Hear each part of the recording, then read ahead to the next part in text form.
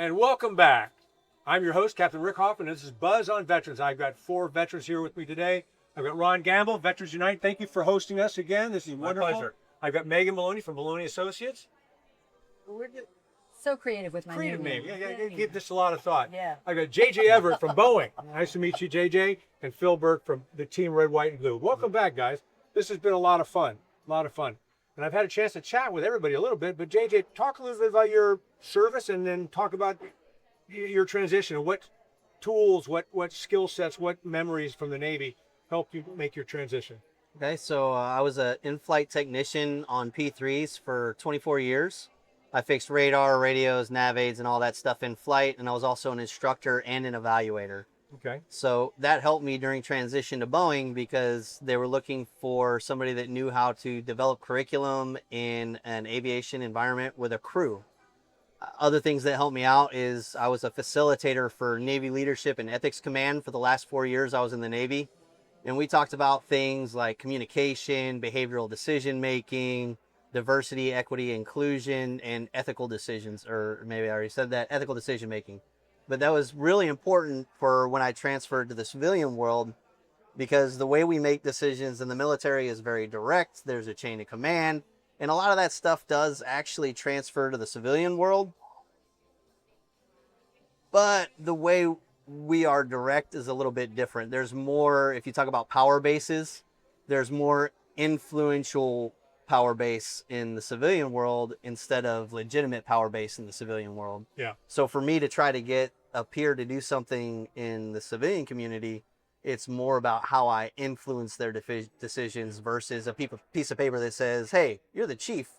I'm the chief. You got to do what I say. So there's a lot of that going on. One of the things, I'm a guest lecturer in leadership at the University of North Florida. One of the things I discovered early on in my own transition was exactly this.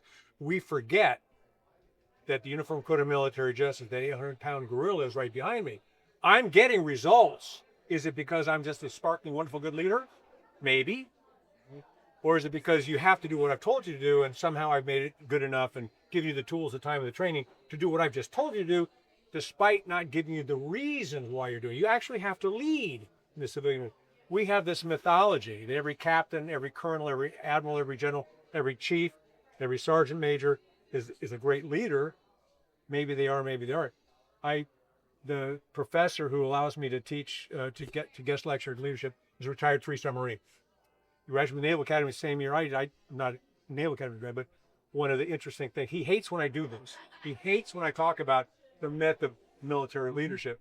And I said to him off camera one day, if all Marine generals were such wonderful leaders, explain General Mattis. Explain General Mattis. How was General Mattis almost godlike to these Marines? How is he that one sunflower, that one blade of grass that's so much bigger than all these other great leaders? And he didn't like that question either. So yeah, but you're right. Our leadership model doesn't directly translate. And I understand that. That's a good insight. Thank you so much for that. Absolutely. So talked a little bit about the importance of Team Red, White, and Blue helping veterans. Give a quick That's right. update again. Really, Team Red, White, and Blue is connecting veterans to the community because physical fitness, social activity, I believe we have an epidemic of isolationism since COVID. So getting people out, getting people active is really important for your health and your longevity and the community. Like the community is better when veterans are engaged, and veterans are better when they're engaged in the community. Yeah. And Megan, we talked already about what's the celebration of our 250th anniversary. Yeah. It's a big deal. It's a huge deal. And What does that mean to you? it means looking back and it means looking forward. I do just want to comment, so true what you're saying, transitioning leadership because of that gorilla. Yeah. It's so different. But I'm a huge fan of the military. I did 6 years in the Army, which, not 20 like everyone else, but You served. I However you served. served, I'm however part long of you that served, family. You absolutely. Yeah. You have my water. I'm a lightweight. But I'm excited to see the future. I'm excited when I see young people that are patriotic, and I think 250 has shown us that America's still strong. Ron, anything to add on your previous comments? Like I said, I think the 250 is all about reflection on what we've accomplished as a nation. We should be very proud. A lot of sacrifices were made through the years, and I think we're, are we going to make those sacrifices for the next 50 to 100 years? Yeah. So we will see. Yeah. One of the other things I like to highlight, I do some other podcasts for Buzz Network, is that those who serve are not always in uniform. And we can't do what we do and be what we have to be on the waterfront without those who are home taking care of business, serving the nation by serving our families. And may I talk about this? Yeah, absolutely. In 2002, in 2001, I took command of USS Way City. On a Friday, on Monday, I found out my wife had stage 4 breast cancer. And I called my daughters and said, I've got to step down. And my older daughter, who's currently the mayor of Jacksonville Beach, said, Dad, all you've talked about your entire life is being command of a cruiser. If you don't do this, you'll just be a little bitch the rest of our life. No. She sounds like a leader. She said, I got this. I got this. And for the next 2 years, she took care of her mother, took her to appointments, took her to her treatments, and did everything for her.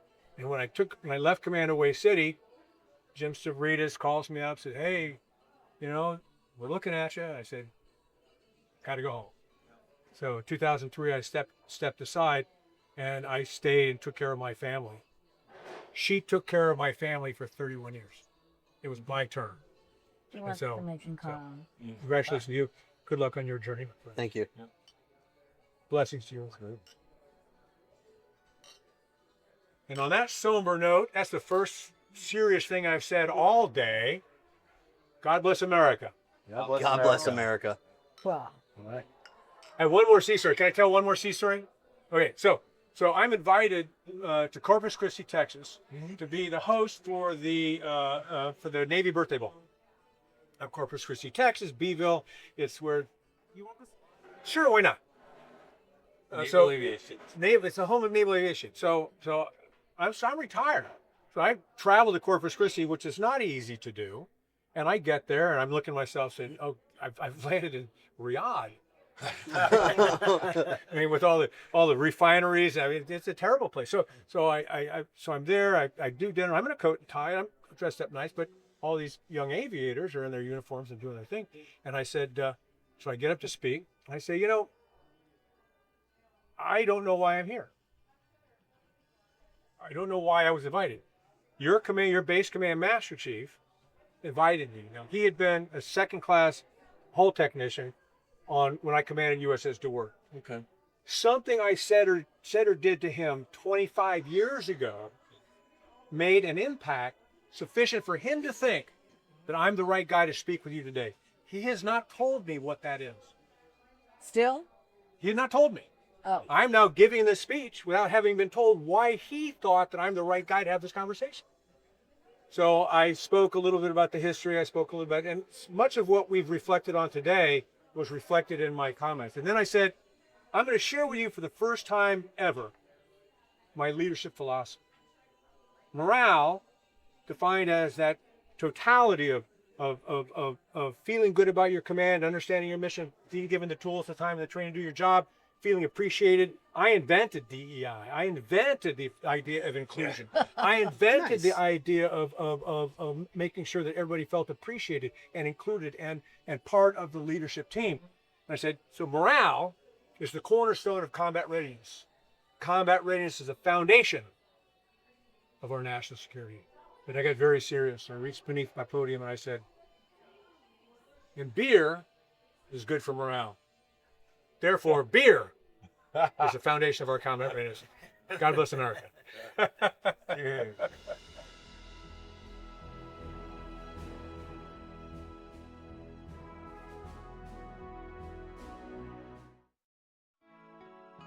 When they leave us for battle, we await their return.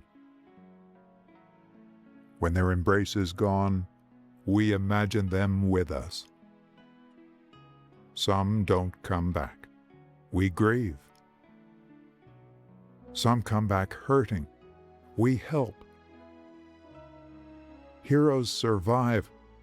We honor them. Heroes fall. We remember them. 150,000 veterans live in Jacksonville. We serve them.